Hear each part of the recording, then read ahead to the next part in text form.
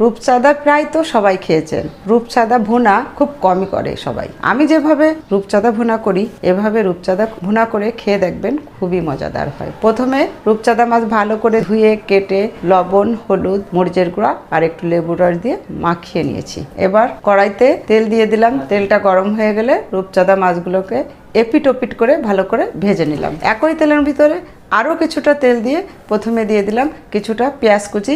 পেঁয়াজ কুচির পরে পেঁয়াজ বাটা এবং টমেটো পেস্ট দিয়ে দিলাম 4 চামচ পরিমাণ।